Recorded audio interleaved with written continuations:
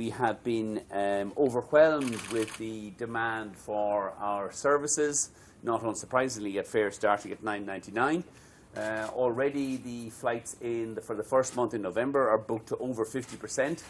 A lot of those are refugees coming across to us from the high-fare KLM Aer Lingus partnership that has for many years ripped off people trying to fly between Dublin and Amsterdam. We are freeing them from the tyranny of Aer Lingus KLM, and we expect that to continue to grow.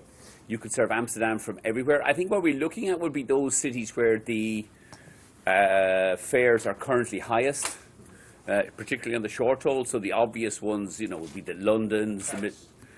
Paris a bit short, but I mean, but London, Madrid, Barcelona, Rome, Milan, all the obvious ones.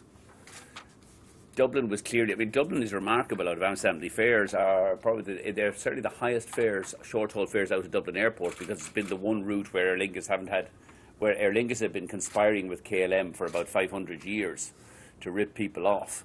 And they've done it very successfully. That's about to change at the end of October. But EasyJet have never worried about high airport charges. I mean, they're operated at some of the most expensive airports in Europe: Gatwick, Paris, Charles de Gaulle. EasyJet like expensive airports because it's where they're least likely to face competition from Ryanair. And where they get competition from Ryanair, say for example in Rome, Fiumicino, they close the base, announce they close the base and withdraw. So EasyJet, talk the talk, but they don't walk the walk. The reality is they've been in Schiphol for many years. I think they only opened the base in the last 12 months because there was rumours that Ryanair were going to show up in Schiphol, and EasyJet thought, shit, we better open a base quick before Ryanair get here, which is fine.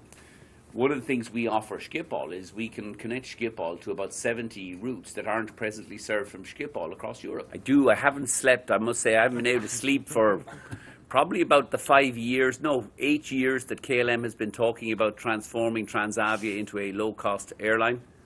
I think every time we have a management meeting every Monday morning.